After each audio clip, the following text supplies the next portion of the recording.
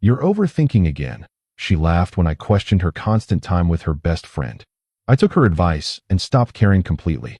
Now that I'm unbothered and distant, she keeps trying to pull me back into the same dynamic. "You're so insecure, it's actually embarrassing." She didn't whisper it. She laughed it, right at the dinner table, wine glass in hand, like I'd just told a bad joke instead of asking a genuine question. I didn't respond. I just picked up my fork and kept eating. But something in that moment carved itself into me like a name cut into the bark of a tree. Slow, permanent, and impossible to ignore once you've finally seen it. That wasn't the first time she'd turned my concern into a character flaw I was supposed to feel sorry about. It was just the first time I actually heard what she was saying beneath the words. And what she was really saying was, "Your feelings are inconvenient to me, so I'm going to dress them up as your personal problem." I didn't know it then, but that dinner was the beginning of the end. And by the time she finally understood what she'd done, really understood it, in the way that lands too late and costs too much, I was already somewhere she couldn't reach me. There is something specific that happens to you when you realize the person you love has been quietly, consistently making you the problem. Not in a dramatic way. Not screaming matches or accusations or anything you could point to clearly and say, "There, that's the moment. That's where it broke." The kind that happens in small, almost gentle increments. A redirect here. A dismissal dressed in the language of concern there. A sigh that says we're doing this again before you've even finished your sentence. And at some point you stop raising your hand. Not because the concern went away. Not because you convinced yourself there was nothing to notice. But because you ran out of energy for having your hand returned to your lap every single time you extended it. I didn't realize how exhausted I was by all that reaching until I stopped. And I didn't realize how much space that exhaustion had been occupying until I had it back. The space was enormous. And the silence it left behind, the silence that followed the decision to stop reaching, was the most honest thing I'd felt in years. Let me give you just enough context to follow this properly. If you enjoy real stories like this, subscribe, because what happened next changed everything for me. 27 years old. She was 25. 2.5 years together. Same city, shared social circle, most weekends in each other's space. To anyone watching from the outside, we looked solid. The kind of couple that has inside jokes and matched dinner orders, that moves through the world with the quiet comfort of people who figured something out together.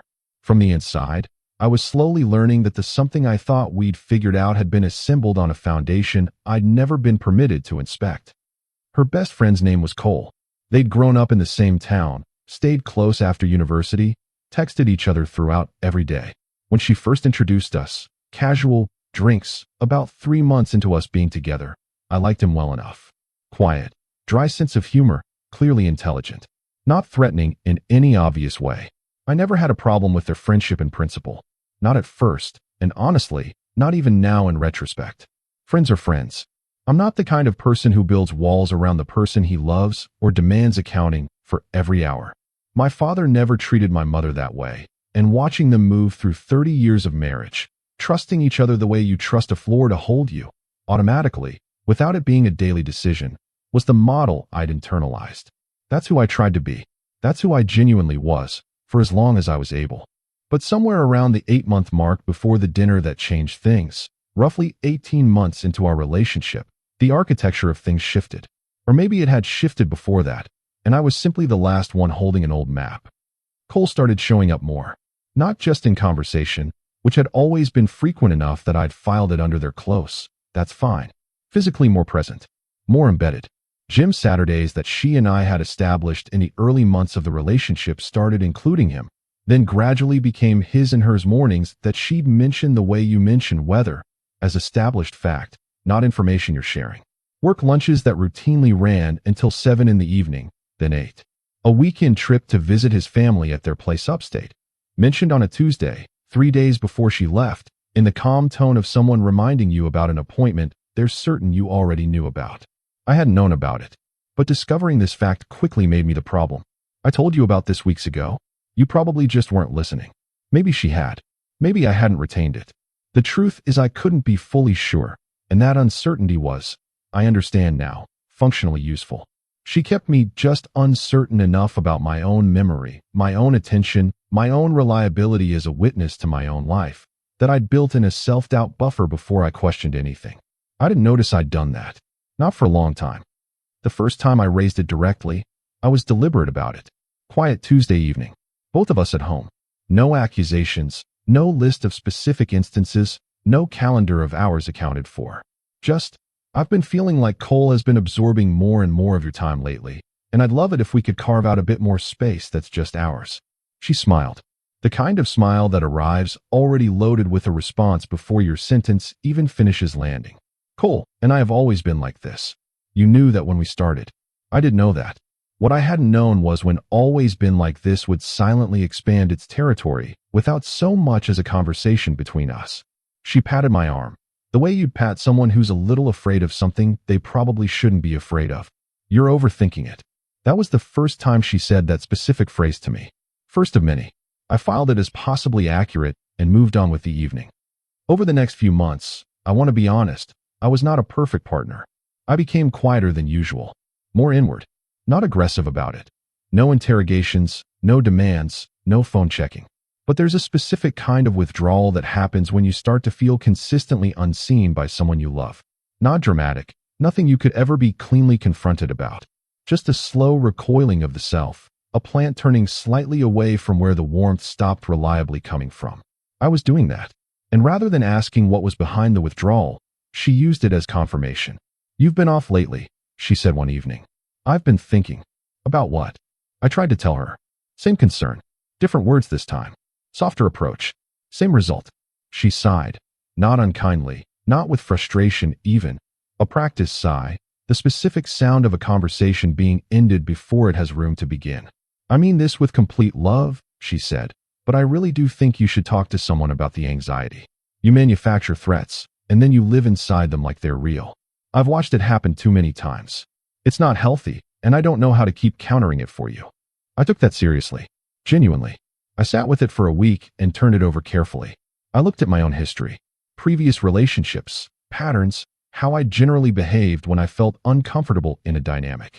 Whether there was documented evidence of me being the person she was describing, the jealous one, the one who builds crises from shadows. I didn't find that person in my past. What I found was someone who had generally asked for what he needed, listened when corrected, and adjusted when actually shown he was wrong. But the seed she'd planted with that conversation, the specific seed of maybe you're the problem, maybe your perception is the malfunction, that seed grew in the dark without my permission, and it took months to pull it out completely. There was a moment, about 14 months in, that I replayed often after things ended. A mutual friend's birthday gathering. Shared circle, everyone who knew everyone, comfortable noise. At some point during the evening, I watched her and Cole have a brief exchange across the room. Nothing visible. Nothing anyone else would have clocked. He said something, she laughed, the full, genuine kind, the unguarded kind she didn't always give me anymore, and rested her hand briefly on his forearm. It was a small thing, but I felt it land somewhere specific in my chest. Not jealousy in the way people usually mean it. More like exclusion.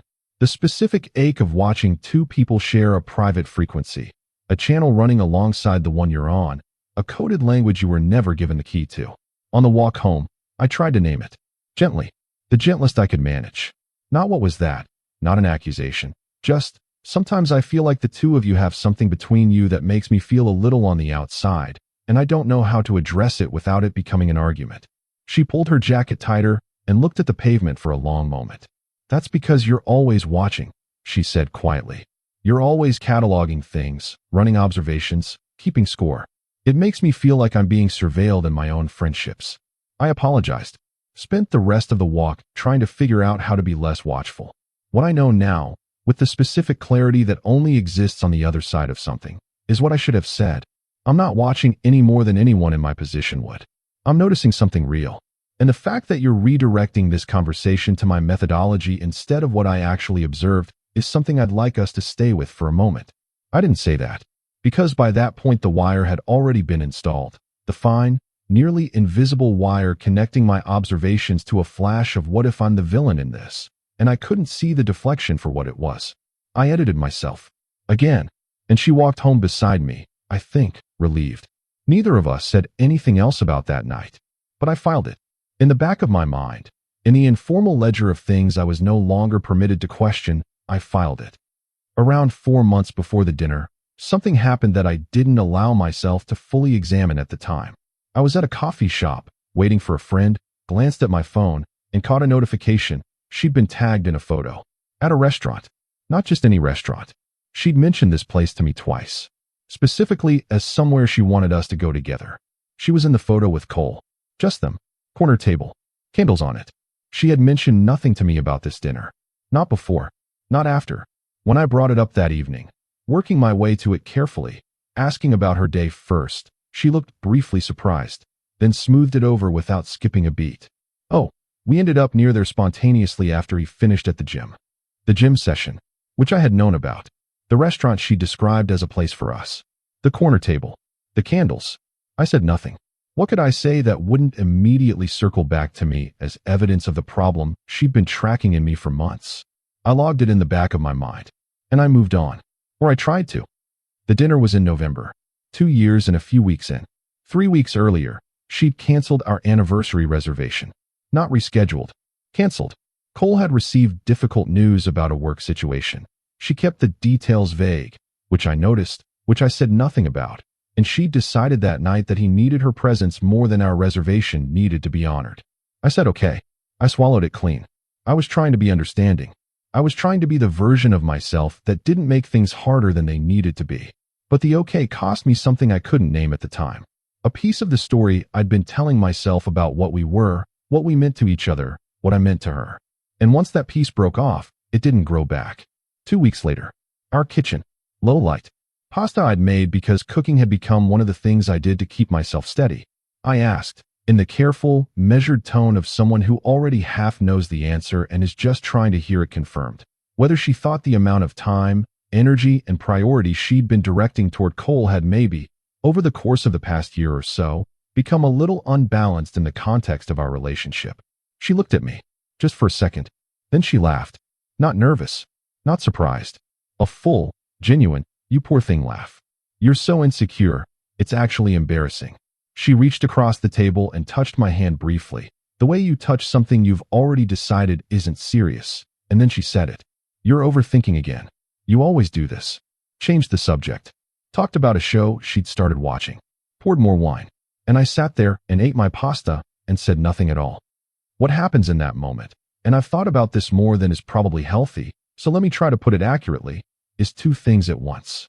The first is the obvious one. You feel small. The specific smallness of someone who extended an honest hand and had it returned to their lap with a laugh attached. The second thing is quieter and more permanent. Somewhere inside you, a door closes. Not with a slam. Not with finality you can feel in real time. Just a soft, quiet click that you don't register as a closing until later, when you go to push the handle and find it doesn't move anymore. I had been trying to walk through that door, the door of being genuinely heard, of having my actual experience received without being immediately diagnosed and dismissed, for a long time. That November dinner was the last time I tried. The shift that followed didn't happen all at once. People who hear these stories always want a dramatic pivot. A conversation where someone finally says the thing. A scene. That's not how it happened. It looked like a Thursday where I went to the gym after months away. It looked like the following Saturday where I opened a file on my laptop I hadn't touched in over a year. It looked like texting a friend I'd been vague with for months and asking if he wanted to grab food. No announcement. No statement. Just a person deciding, without ceremony and without audience, to stop sending his resources toward a place that had stopped returning anything. The gym. Every other day at first, then most days. Not for transformation, not for a point to make. Just for the hour that was entirely, uncomplicatedly mine. Where nothing was required of me except effort and presence, and both were returned directly. The creative project I'd shelved. I picked it back up. Started working in the evenings again. Made more real progress in 3 weeks than I had in the previous 18 months combined. I made plans with my own friends. People I'd been quietly canceling on, postponing, deprioritizing, as I'd unconsciously narrowed my life to fit the contours of hers. I had real conversations with those people. Conversations where my observations were met with interest instead of redirection. Where someone said that sounds frustrating instead of have you thought about why you feel the need to monitor that. And slowly, not by decision, not by willpower, not by intention, I stopped needing the version of her that kept leaving me with less than what I came with. That's not something I did. It's something that happened while I was doing other things. She didn't notice right away, or she noticed and assumed it was a weather system that would pass, that I'd cycle back, the way I always had, to the version of me that waited, that rearranged himself, that asked and got called embarrassing and asked again more carefully next time. The first 2 weeks were quiet on her end. Then the shift arrived.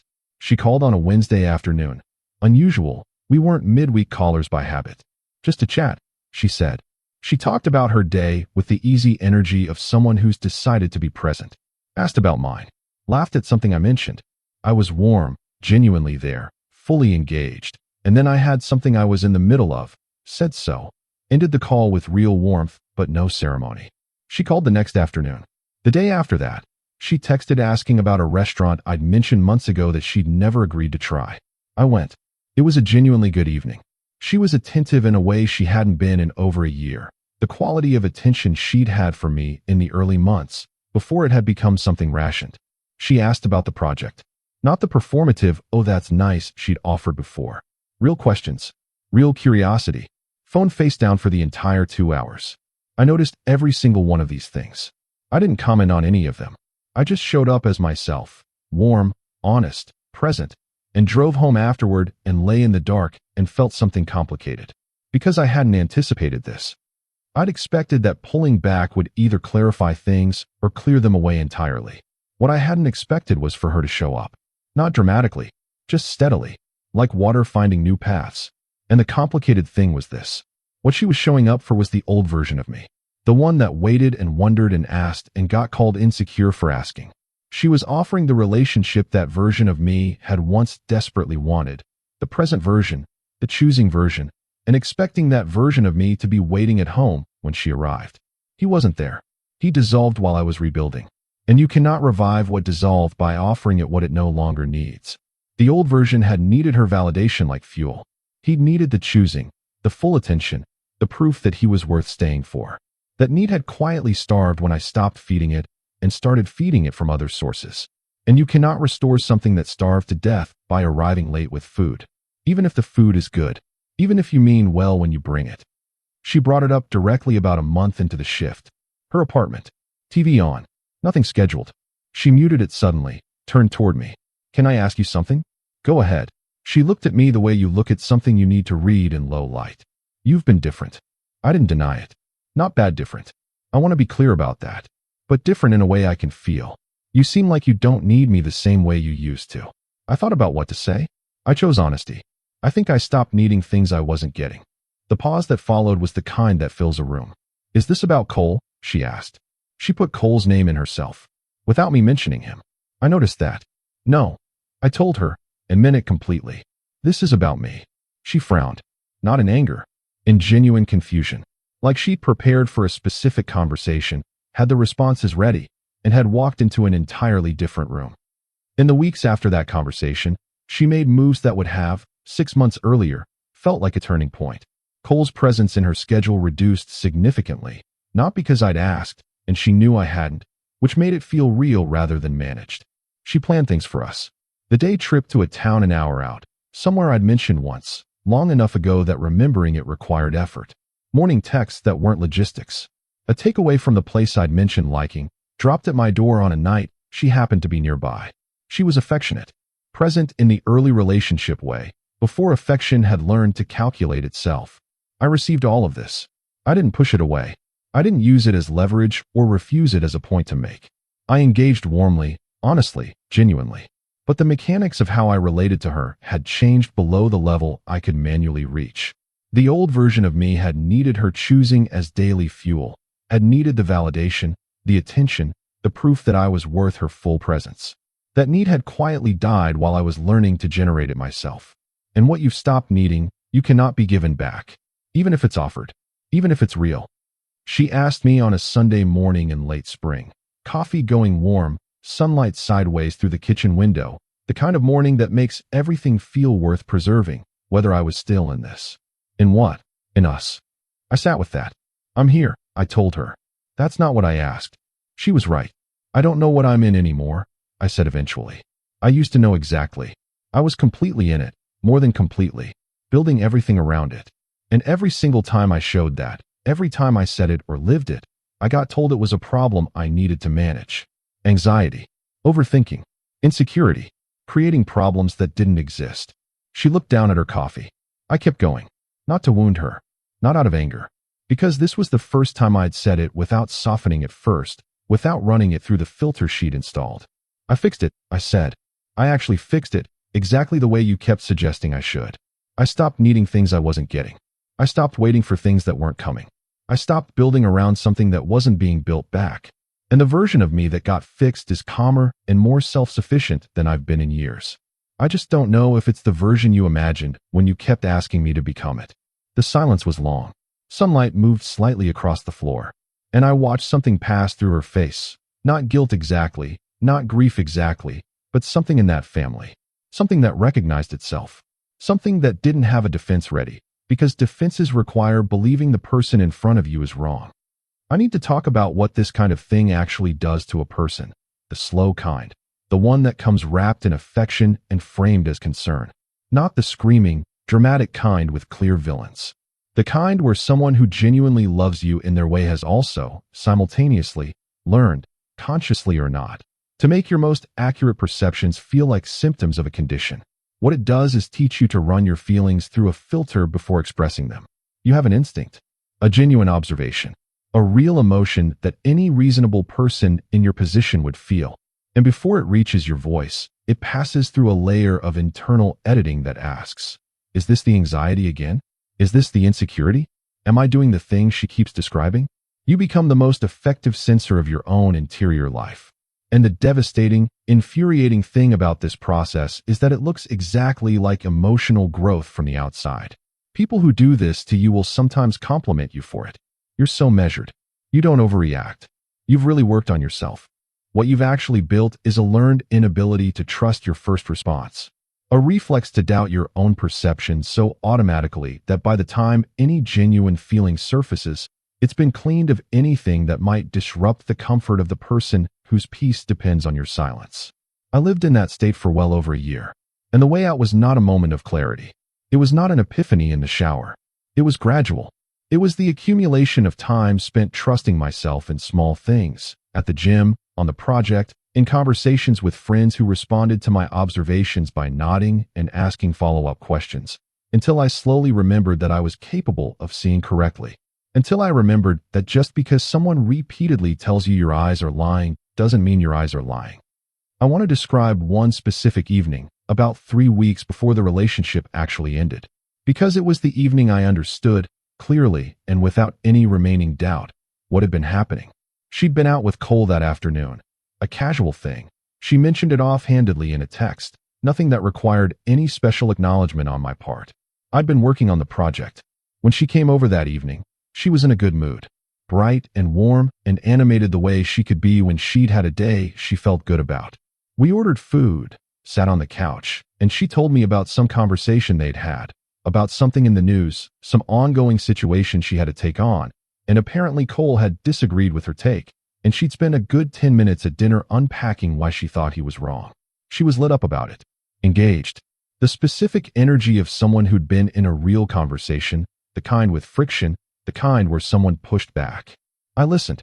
I asked a question or two, and then, somewhere in the middle of it, I realized something that landed quietly but completely. She was telling me about the conversation she'd had with someone else the way you tell someone about a movie you loved. With distance. With enthusiasm that belonged to something it had already finished being. She wasn't in the conversation with me. She was reporting on a conversation she'd had elsewhere. And I thought, not with bitterness, just with the specific clarity of something finally being named, that this was how it had been for a long time. I wasn't the person she was in conversation with. I was the person she reported back to. The person she came home to, yes, but not the person she brought her full, alive, engaged self to. That version of her, the lit-up, present, animated version, went somewhere else first. And I got what was left, repackaged as summary. I didn't say any of this out loud. I listened, I engaged, I ate my food. But I knew something that evening that I hadn't been willing to name before. I knew it was already over. I was just waiting for the calendar to confirm it. The thing about being in a relationship with someone who makes themselves the center of your emotional universe, and I contributed to that. I'm not pretending otherwise. is that their version of things becomes the only version that feels real. They have a story about you, and you start to live inside their story. You accept the character they've cast you as. The anxious one, the insecure one, the one who overthinks and manufactures crises and needs to work on himself. And once you're living inside someone else's story, you can't see the edges of it. You can't see where the story they're telling ends and the truth begins. It took me months after the relationship to fully separate the two, to go back through specific memories and see them clearly, not through her framing, not through the character she'd cast me as, but just as events that happened. And when I did that, when I sat with specific memories and asked, okay, what actually happened here, stripped of the interpretation she provided afterward, I found that I hadn't been the person she'd described. I'd been a person who noticed things, who had feelings about what he noticed, who tried, repeatedly, to communicate those feelings to someone he loved, and who was systematically taught to distrust his own noticing until the noticing itself felt like the problem. That's not the same as being anxious. That's not the same as overthinking. That's a person whose perception was being managed. And I want to be very clear about this, because I think it matters. There's a significant difference between someone who creates problems and someone who notices them and gets called a problem creator for the noticing. I was the second kind. It took me a long time to be able to say that clearly without immediately adding a disclaimer. Without immediately saying, but maybe she was partially right, or, but I wasn't perfect either. I wasn't perfect, but I was sane. My instincts were working correctly. The issue was never my perception. The issue was that my perception was inconvenient. After the breakup, there was a specific week, about a month in, where I found myself going back through old text conversations. Not to torture myself, more out of a specific, investigative impulse. Like someone going back over a document they'd misread and trying to find where they went wrong. What I found was interesting. Not because there was some smoking revelation buried in there that I'd missed, but because of the pattern. Every time I had raised a concern, every single time, going back about 15 months, the response structure was identical. My concern would land. She would reframe it as my issue. I would acknowledge the possibility that she was right. The original concern would be dropped. Conversation over. Over and over. 15 months of that. 15 months of a pattern so consistent, it had become invisible. I sat with my phone for a long time that evening. Not with anger, exactly. More with the strange, unsettling feeling of seeing something clearly that had been in front of you the whole time. The specific feeling of realizing the room you've been standing in has a feature you only see when you stop moving. I put my phone down and went for a walk. Walked for about an hour. Thought about nothing in particular. And by the time I got home, something had settled. Not closed, not resolved, just settled. Like a shaken up snow globe finally going still.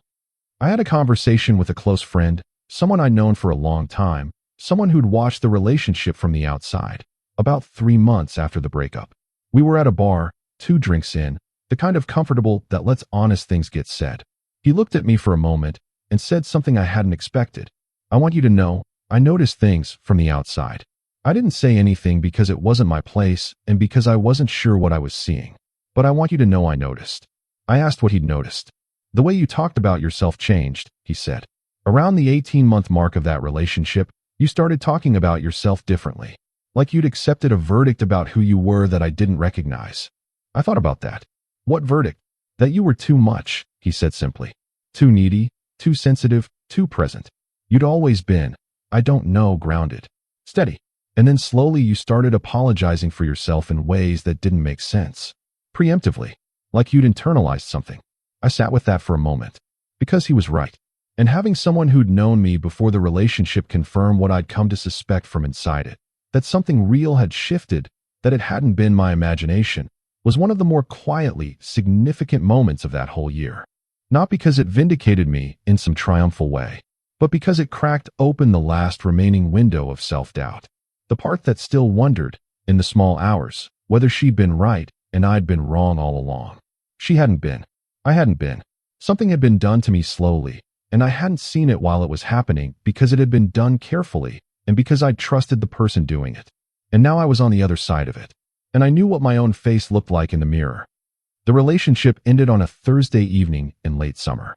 We'd been drifting toward it for weeks, both of us, I think, though toward different things. She knew something had shifted in a way that wasn't going to unshift. I think she'd known that since the Sunday morning conversation. But she held on, kept making those gestures. And I kept meeting her where she was, genuinely, without pretending the shift hadn't happened. Until the Thursday where we were both too tired to maintain the gap between what we were presenting and what we were actually carrying. We sat in her living room and said the honest version out loud. She cried. A real, unguarded crying. No performance in it. No consciousness of how it landed. Just the sound of someone losing something they hadn't fully valued until they could see it leaving. I didn't cry, which surprised both of us.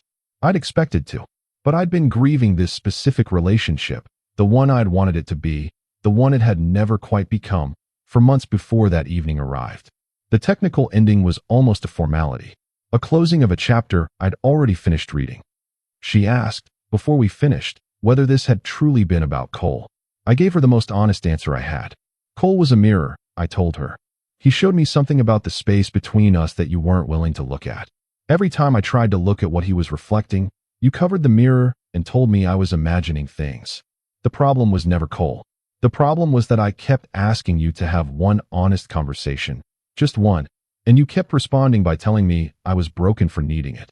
She was quiet. Did something happen with Qley? I asked. Not an accusation, just a question I had a right to ask. She looked at the carpet. She didn't say yes. She also didn't say no. She said, I don't think that matters now. And maybe she was right.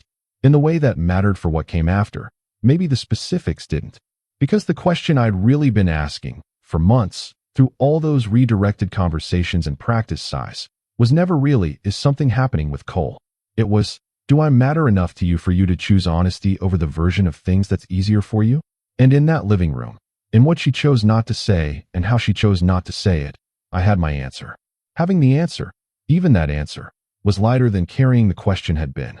The weeks that followed were quieter than I'd expected. I'd anticipated the emotional noise, the second-guessing, the 2 a.m. spirals, the replaying of what I could have said differently, the replaying of what I should have done earlier. What I got was a strange, low-level peace. The specific peace that settles after something that had been ending for a long time finally, technically ends. The way a long winter doesn't feel like spring overnight, but there's a morning where you step outside and realize the air has changed and you didn't notice it changing. I worked on the project every day. I stopped treating creativity as something I fit into the gaps of another person's schedule. I let it take up the space it deserved. I spent real time with my friends, not the half-present, one-foot-out kind I'd been giving them. Actual time, long evenings, real conversations, the kind where you leave feeling more like yourself than when you arrived. I ran in the mornings, early, before the city got loud. Nothing meditative about it, nothing philosophical, just the specific, uncomplicated reality of putting one foot in front of the other while the light was still gray and the streets were still empty, and having that be enough. I sat with my own thoughts without putting them on trial, without asking whether they'd pass someone else's inspection, without editing them in advance of an audience that no longer existed. That part sounds small when I say it. It wasn't small. Learning to sit inside your own mind without automatically policing its contents for someone else's comfort. That is genuinely, specifically hard when you've spent years losing the reflex. Like relearning a language you grew up speaking. You know it's in there, but you have to slow down and trust that the words will come before you can use them fluently again. It took time. It took practice. It was worth every day of both. There's something I want to address directly, because I've had some version of this question from people who've heard parts of this story. The question is usually some version of, but are you sure you weren't actually being insecure? How do you know your perception was right? And it's a fair question. It deserves a real answer. Here it is.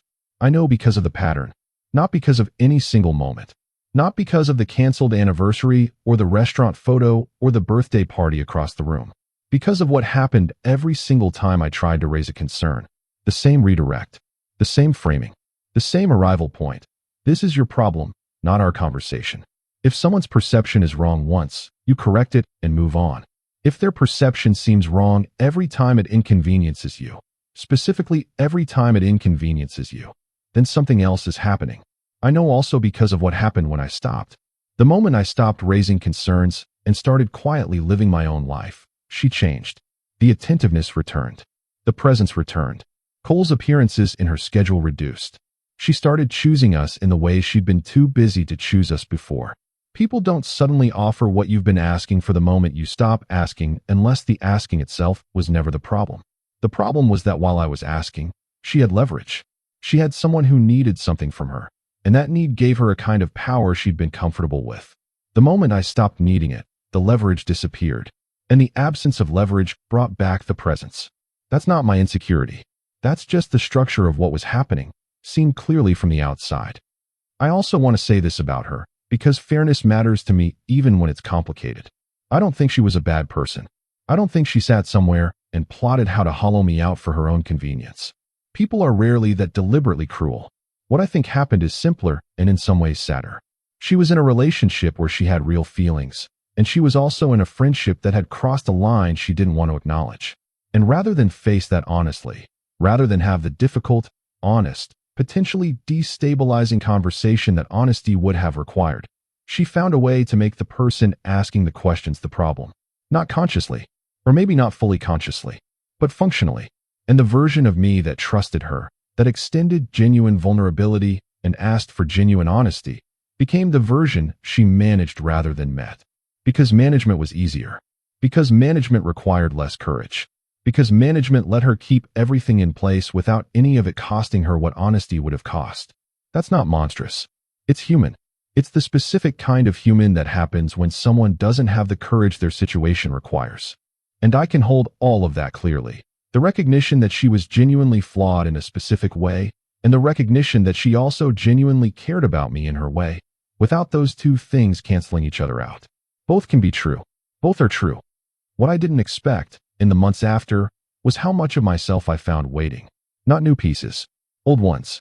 Things I'd always been, curious, steady, observant, willing to go deep in conversation, that had been slowly filed down in the years I'd spent trying to make those qualities fit inside the shape of what she needed from me.